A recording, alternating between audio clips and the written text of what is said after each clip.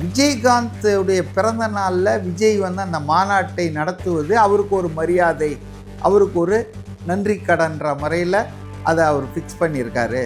அது நடக்கக்கூடாது அந்த டேட்டில். ஏன்னா அது நடந்தால் விஜயகாந்தினுடைய உண்மையான ரசிகர்கள் ஆட்டோமேட்டிக்காக விஜய்க்கு தான் ஆதரவாக போவாங்க. அந்த பயம் கூட இருந்திருக்கலாம் பிரேமலதாவுக்கு. ஒரு மனிதனை மனிதனாக மாற்ற முடியல, இத்தனை வருஷம் ஆட்சி கையில், அப்புறம் எதுக்கு உங்களுக்கெல்லாம் ஆட்சி? அதான் விஜய் வரார், பிறப்போக்கும் எல்லா உயிருக்கும் சொல்லிட்டு.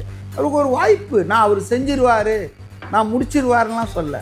லெட் அஸ் கிவ் ஹிம் எ சான்ஸ்.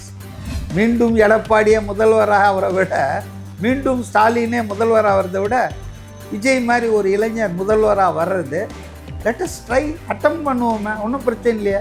அவரும் இதே பாதையில் தப்பாக போனால் தூக்கி போட்டுரும் 5 வருஷம் கழிச்சு. அதுக்காக 30 வருஷம் 25 வருஷம் காத்துட்ருக்க வேணாம்.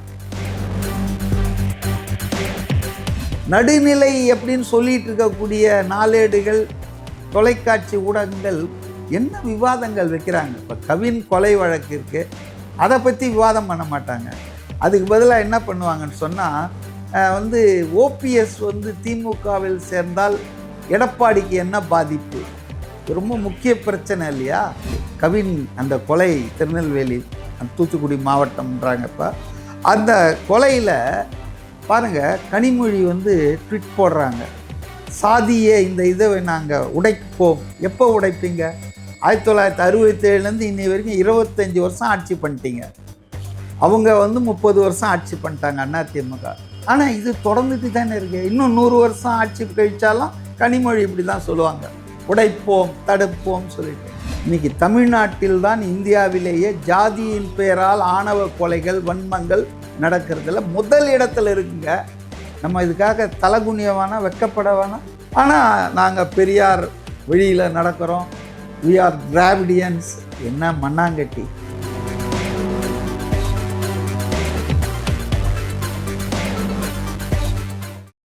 சார் வணக்கம். சார் வணக்கம் சார். ரொம்பவே இந்த மாதம் ஆகஸ்ட் 25 பரபரப்பாக நடக்க இருந்த மதுரை தாவேகாவோட மாநாடு ஆகஸ்ட் 21 ப்ரீபோன் பண்ணுறதா ஒரு பிளான் இருந்திருக்கு. இதுக்கு பின்னணியில் வேறு ஏதாவது அழுத்தம் கொடுக்கப்பட்டிருக்குமா அப்படின்ட்டு ஒரு கேள்வி எழுது சார். இல்லை, அது நம்ம இப்போ ஒன்றும் கற்பனையாக சொல்ல முடியாது. நேராக நம்ம எதையும் பார்க்கல, எதுவும் கேள்விப்படல.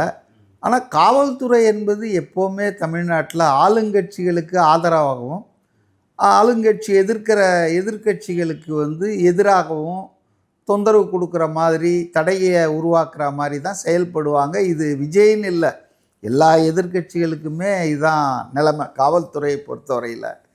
இப்போ மதுரையில் கூட இந்த மாநாடு ஒரு ஆகஸ்ட் 25 திட்டமிட்டதற்கு காரணம் அந்த டேட் ஒரு சிம்பாலிக்காக இருக்குது.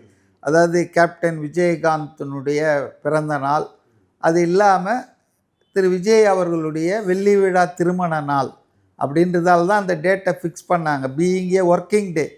நார்மலாக ஹாலிடே சண்டேயில் தான் ப்ரிஃபர் பண்ணுவாங்க. பட் அந்த டேட்டை சூஸ் பண்ணதுக்கு ஒர்க்கிங் டேவாக இருந்தாலும் காரணம் என்ன தான். பட் இன்றைக்கி அதில் தான் எனக்கு ஒரு சந்தேகம். அதாவது அந்த டேட்டில் அந்த மாநாடு நடந்தால் மேபி ட்ரூ ஆர் நாட், இது என்னுடைய அசம்ஷன்.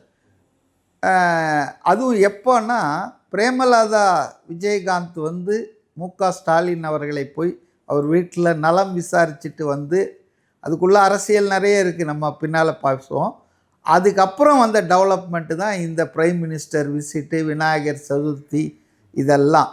ஆக என்னுடைய சந்தேகம், இதில் ஏதாவது உள்குத்து உள்ளடி இருக்கும் நான் சொல்ல, இருக்கும்னா என்னுடைய அசம்ஷன் என்னென்னா, விஜயகாந்துடைய பிறந்த நாளில் விஜய் அந்த மாநாட்டை நடத்துவது அவருக்கு ஒரு மரியாதை, அவருக்கு ஒரு நன்றி கடன்ற முறையில் அதை அவர் ஃபிக்ஸ் பண்ணியிருக்காரு.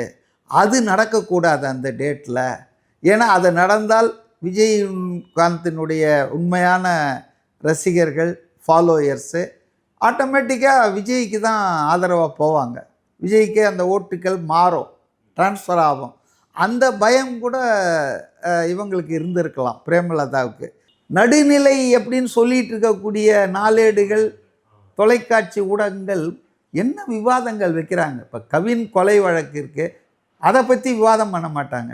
அதுக்கு பதிலாக என்ன பண்ணுவாங்கன்னு சொன்னால் ஓபிஎஸ் திமுகவில் சேர்ந்தால் எடப்பாடிக்கு என்ன பாதிப்பு, ரொம்ப முக்கிய பிரச்சனை இல்லையா? ரொம்ப வெக்கமாக இருக்குதுங்க எனக்கு. கவின் அந்த கொலை திருநெல்வேலி தூத்துக்குடி மாவட்டம்ன்றாங்க. இப்போ அந்த கொலையில் பாருங்கள், கனிமொழி ட்விட் போடுறாங்க, சாதியை இந்த இதை நாங்கள் உடைப்போம். எப்போ உடைப்பீங்க? 1967 இன்னி வரைக்கும் 25 வருஷம் ஆட்சி பண்ணிட்டீங்க. அவங்க 30 வருஷம் ஆட்சி பண்ணிட்டாங்க அதிமுக. 2 பேரும் பெரியாரை தான் தூக்கிட்டு வரீங்க. சமூக நீதின்றீங்க, சாதி மாறுபாடு இல்லைன்றீங்க. ஆனால் இது தொடர்ந்துட்டு தானே இருக்கு. இன்னும் 100 வருஷம் ஆட்சி கழிச்சாலும் கனிமொழி இப்படி தான் சொல்லுவாங்க, உடைப்போம் தடுப்போம் சொல்லிட்டு. திருமாவளவன் எவ்வளோ மோசமாயிட்டார் பாருங்க.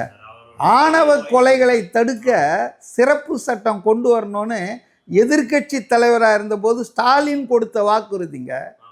அவர் எந்த வாக்குறுதியை காப்பாற்றினார், இந்த வாக்குறுதி அதை விடுங்க. ஆனால் தலித் மக்களின் நலனை காக்க, உரிமைகளுக்காக நான் நிற்கிறேன்னு சொல்கிறவர் இன்னைக்கு மத்திய ஆட்சி கொண்டு வரணும்னு பேசுகிறாரு பாருங்க. ஏன் மாநிலத்தில் கொண்டு வர முடியாதா? ஆணவ கொலைகள் இன்றைக்கி எவ்வளோ கேவலம் தெரியுங்களா? பெரியார் மண்ணுன்றாங்க, சமூக நீதின்றாங்க, நாங்கள் தான் 50 வருஷமாக ஆண்டுகிட்டு இருக்கோன்றாங்க. ஏங்க தென் தமிழகத்தில் இது என்னங்க, இது என்ன இன்னைக்கு நேற்று நடக்குதா? நீங்கள் இந்த மாரி செல்வராஜ் படம் பார்த்தீங்கல்ல, பரியேறும் பெருமாள், அது அவருடைய சொந்த அனுபவங்கள் தான். நான் அவர்கிட்ட அந்த படத்துக்கு விழா ஒன்று நாங்கள் நடத்தினப்போ திருச்சியில் கேட்டேன், இது உங்கள் சொந்த அனுபவமான? அவர் சிரிச்சிட்டு மெழுப்பிட்டார் மாரி செல்வராஜ். அப்போ அன்னைக்கு நடந்தது தான் இன்றைக்கும் நடந்துகிட்ருக்குது. அப்புறம் நீங்கள் என்ன பண்ணீங்க? இன்றைக்கும் பள்ளிக்கூடத்தில் ஜாதிக்கு ஏற்ற மாதிரி கயிறு கட்டிகிட்டு இருக்கானுங்களாம் மாணவர்கள். இது விளங்குமா இந்த சமூகம்? இன்றைக்கி தமிழ்நாட்டில் தான் இந்தியாவிலேயே ஜாதியின் பெயரால் ஆணவ கொலைகள், வன்மங்கள் நடக்கிறதுல முதல் இடத்துல இருக்குங்க. நம்ம இதுக்காக தலகுனிய வேணாம், வெக்கப்பட வேணாம். ஆனால் நாங்கள் பெரியார் வழியில் நடக்கிறோம், we are திராவிடியன்ஸ். என்ன மண்ணாங்கட்டி! ஒரு மனிதனை மனிதனாக மாற்ற முடியல. இத்தனை வருஷம் ஆட்சி கையில், அப்புறம் எதுக்கு உங்களுக்கெல்லாம் ஆட்சி? அதான் விஜய் வரார், பிறப்போக்கும் எல்லா உயிருக்கும் சொல்லிட்டு. அவருக்கு ஒரு வாய்ப்பு, நான் அவர் செஞ்சிருவார், நான் முடிச்சிருவாருலாம் சொல்ல. லெட் அஸ் கிவ் ஹிம் எ சான்ஸ். உங்களுக்கு ஆல்ரெடி கொடுத்தாச்சு 2 பேருக்கும். 25 வருஷம் 50 வருஷத்தால் செய்ய முடியாததை இனிமேல் நாங்கள் 5 வருஷம் செய்கிறோன்னா useless. You have been given enough opportunity. அதனால் புதிய வரவான தாவேக்காவுக்கு அவர் என்ன தான் செய்கிறாருன்னு ஒரு வாய்ப்பு கொடுப்போமே. இதனால் ஒன்று குடிமொழிகிட போகிறது இல்லைல்ல. மீண்டும் எடப்பாடியை முதல்வராக அவரை விட, மீண்டும் ஸ்டாலினே முதல்வராக வரதை விட, விஜய் மாதிரி ஒரு இளைஞர் முதல்வராக வர்றது, லெட் அஸ் ட்ரை, அட்டம் பண்ணுவோமே, ஒன்றும் பிரச்சனை இல்லையா? அவரும் இதே பாதையில் தப்பாக போனால் தூக்கி போட்டுருவோம் 5 வருஷம் கழிச்சு. அதுக்காக 30 வருஷம் 25 வருஷம் காத்துட்ருக்க வேணாம். அதனால் விஜய் ஒரு மாற்றத்தின் பிரதிநிதியாகத்தான் நான் பார்க்குறேன். 2 கட்சிகளும் மாறி மாறி ஆண்டு குட்டிச்சவராக்கி வச்சுருக்காங்க. அதுக்காக நீங்கள் உடனே தமிழ்நாடு முன்னேறிய மாநிலமாக இல்லையா? எப்போவுமே சவுத் இந்தியா முன்னேறி தாங்க இருக்குது அந்த காலத்துலேருந்து. இப்போ தமிழ்நாடு இன்றைக்கி முன்னேறுதுன்னா அதுக்கு அடிக்கல் நாட்டினது காமராஜ். அவருடைய 9 ஆண்டு காலம் 1954 நினைக்கிறேன், 63. அந்த 9 ஆண்டு காலத்தில் தமிழ்நாட்டின் அடித்தளத்தை மிக பிரம்மாண்ட அளவுக்கு வளர்த்தார். இன்றைக்கி தொழில் ரீதியாக எல்லா துறையிலும் இன்றைக்கி முன்னால் இருக்குதுன்னா அதுக்கு காரணம் Kamaraj.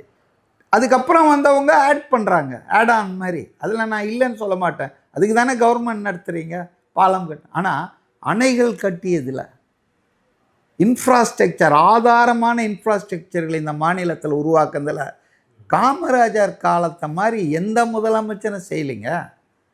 Actually it was the golden period of Tamil Nadu. ஆனால் இன்றைக்கி என்ன சொல்கிறாங்க, ஊடகங்களை வச்சுக்கிட்டு திமுக ஏதோ கலைஞர் தான் தமிழ்நாட்டுக்கே வழிகாட்டி மாதிரி பேசிகிட்டு இருக்காங்க. அண்ணாவை கூட மறந்துட்டாங்க அவங்க.